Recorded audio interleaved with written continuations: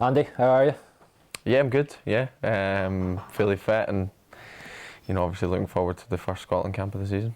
International weekends obviously came around pretty quickly. How was your summer?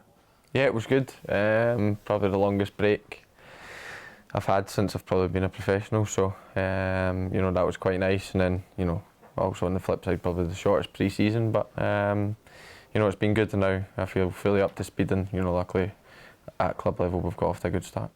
What are summers like now for yourself? Spend a lot of time with a young family? Yeah, spends a lot of time with family. Obviously my own family, and obviously my parents and things like that, which you don't maybe sometimes get to see as much during season. So it was good to get kind of all the family together and go away.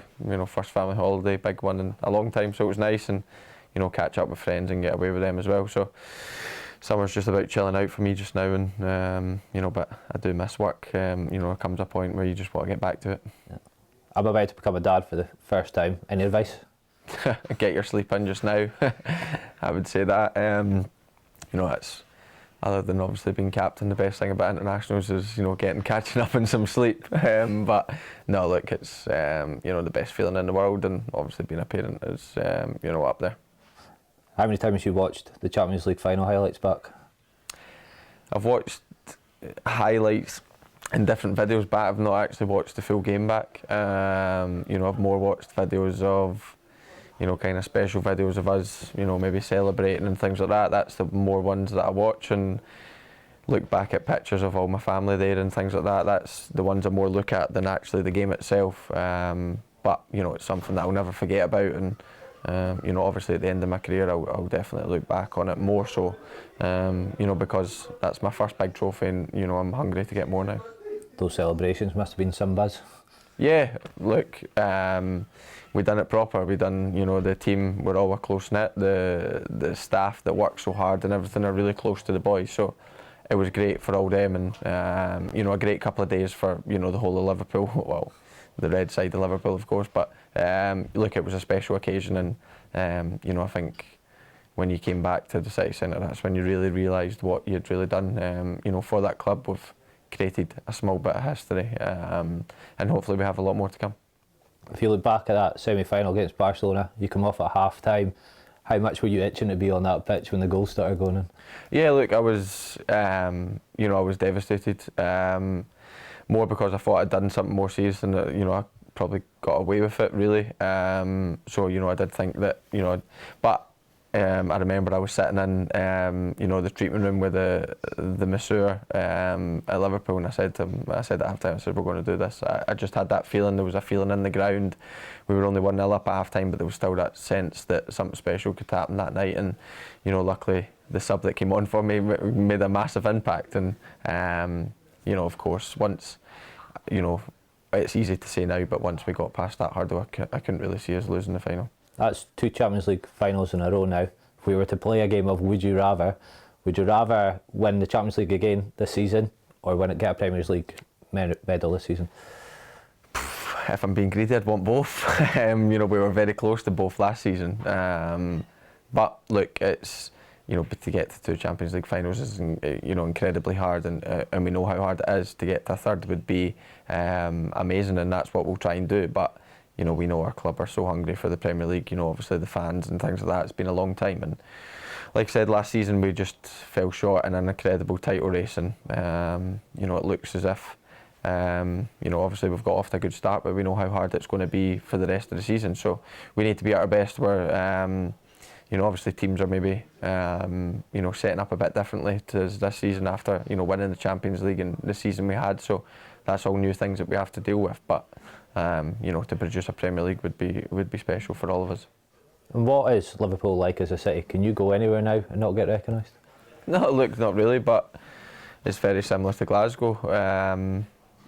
In terms of people are very friendly. It's got the same kind of vibe and the same thing going on. A lot of working class people and things like that. So it's made me, even from day one, it's made a very easy transition. Sometimes you miss home and things like that, which I still do, but I think I'm in the best city to, to kind of stop that. So look, it's great. It's great getting all the lads now that we're getting recognised for being the Champions League winners. It's a lot nicer and it's a great feeling. But like I said, I think the group of boys we have now, we're hungry for more trophies, and that's what we want now. We don't want to just be the Champions League winners. Of course, if we look back in our career and that is the only thing we've won, then we've went for the biggest one. But we want to be the team that hopefully can produce a couple more trophies for Liverpool.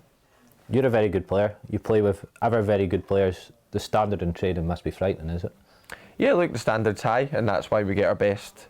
That's why we get the best out of each other. On a Saturday, because every single day we demand more, and the manager is the one that dictates that, and his staff behind him, they don't let us drop even at 1% in training, and that's why in a game we're usually ready to go. And of course we'll have bad games and we'll have off games, that's only natural, but it's not from a lack of trying, it's not from a lack of effort, because in training we put in the distances we need, and the work that we need, and the effort and everything that goes along with it, and then we're the best prepared to go into games, and that's what you need to be a top team.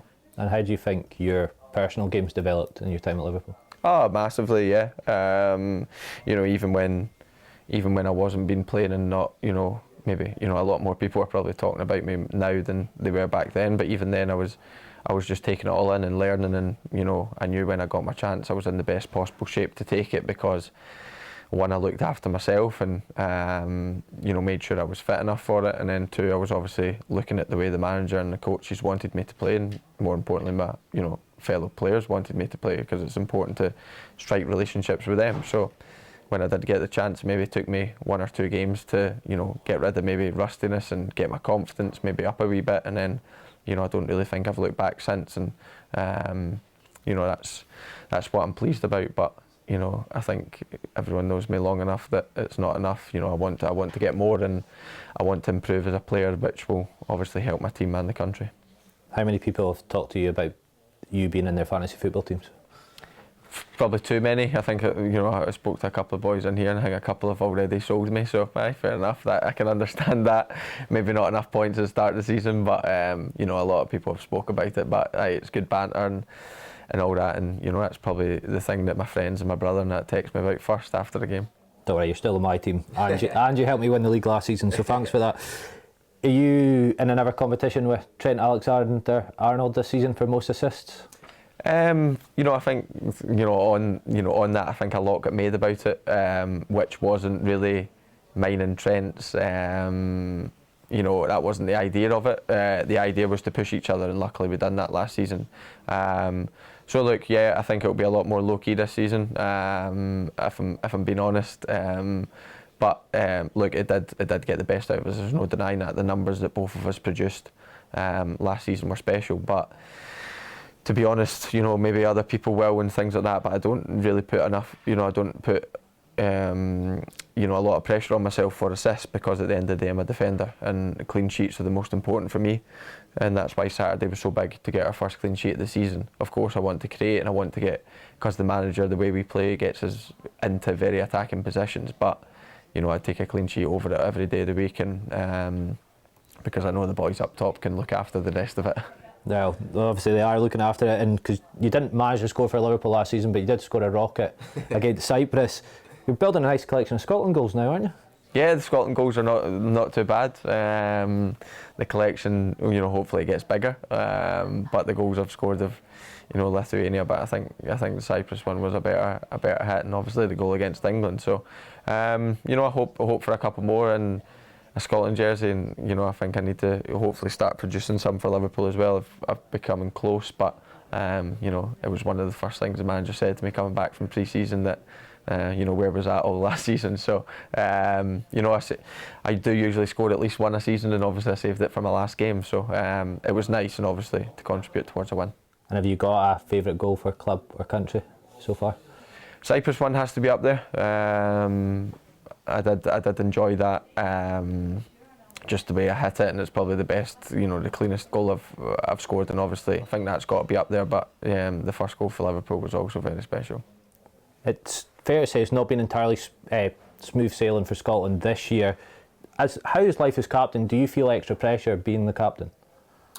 Yeah, I suppose there is extra pressure in terms of, maybe some things fall on your shoulders that wouldn't if you weren't, and maybe criticism and stuff like that. But look, I think all footballers are quite thick-skinned that they have to deal with this stuff, and I'm no different to the rest. But I feel as if we're on the way up, and that's the most important thing. I think this man just came in, and we had a really good week in the summer when a lot of the boys showed up, which shouldn't even be in question. But the summer ones are always the toughest, when some lads have maybe got eyes on holiday. It happens in every single country, and we all showed up and we applied ourselves massively and put in 2 good performances in my opinion. Cyprus one was good, and Belgium, I thought we were in the game and conceded just at the wrong time, just before half time. But I thought the lads went out to, defensively, I thought they were very good, and we just lacked that wee edge of final passes and things like that. But this week I'm sure we'll be the exact same, and we've got 2 big games coming up, and we need to be at our best. And the squad have came in good spirits, a lot in good form, and now we need to take that into a Scotland jersey. And as captain, do the boys come to you with a list of requests all the time? Yeah, sometimes. Snodgrass hasn't been in the squads for 6 months, 8 months, and the first thing he asked was avocado for dinner or something. So I'm no chef, so I don't know what he's expecting there. But on him, it's great to have him and Naismith back in the squad, because both of them are such a big part into this squad, and give everyone a lift. And they too, we've only been here a day, and both of them have already done that. Yeah. Talking of the Snoddy, obviously winning Champions Leagues is great, and you would take that away, but was part of you slightly disappointed you missed the stag do to New York? A big part, yeah.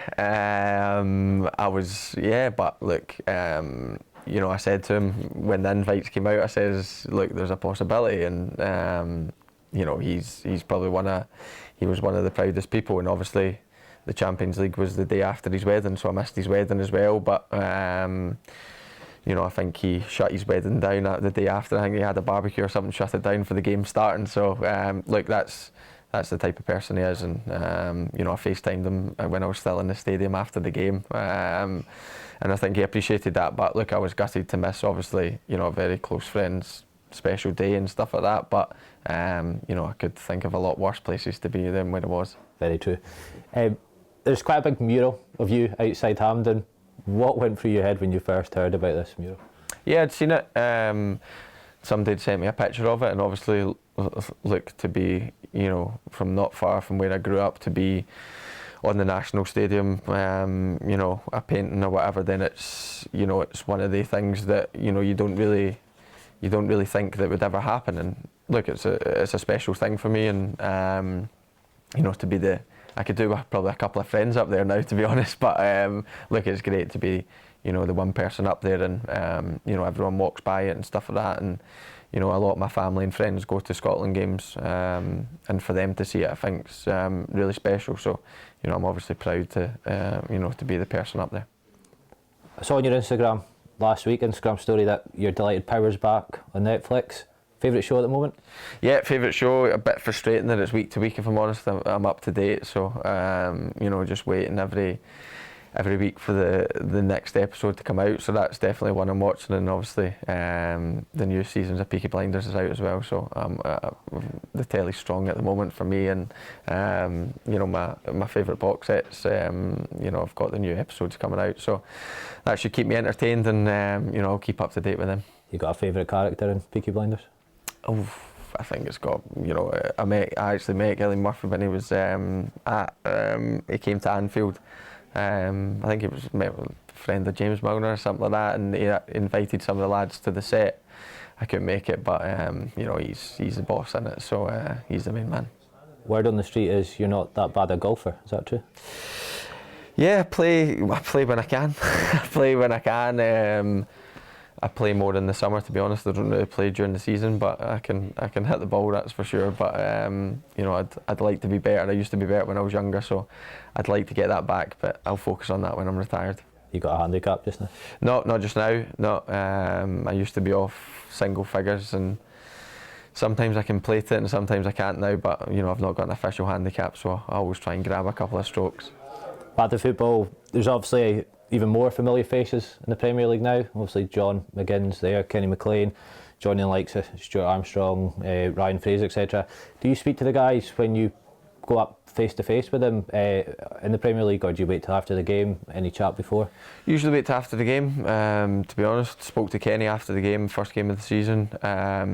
You know, obviously, you know, a tough one for them. You know, a tough start, and spoke to him after the game, and you know, still in good spirits. Obviously, it was only the first game. Spoke to Grant Hanley as well, who obviously unfortunately had to pull out, but you know, spoke to them both, and I think that's the only Scot I've came across. Yeah, I think that's the only Scottish player I've played so far. So, look, I'll speak to them after the games and stuff like that. Sometimes before if you know, something's going on, but usually it's after the game we get a catch up, because I know what it's like. Both teams just want to get down to business, and it's no different for any of the players here. And looking ahead now to these two big games, what's the thoughts on these? Like I said, a lot of players have got off to a good start in the season, but it's about all of us coming together and, you know, finding the right formula and things like that to put that into a Scotland jersey. You know, it's a completely new squad for what, you know, we're used to playing in. You can do well for, you know, Liverpool, Bournemouth, West Ham, things like that, but when it comes to then, you know, all of us trying to get together and striking up relationships, which are so important in a Scotland jersey, it's harder to do because you have less time together in you know, your country's shirt. So that's what we've got to try and do. We're all full of confidence, and it's about trying to take that into the game. Of course, they're both at home, so we need to use that to the advantage. Hopefully, big crowds come out because they always help us, and you know, hopefully we can then send that big crowd home happy. But we know how hard they're both going to be, and we know what it takes, and we need to be 100%, because if we're a couple of percent underneath that, then we won't get the results that we need.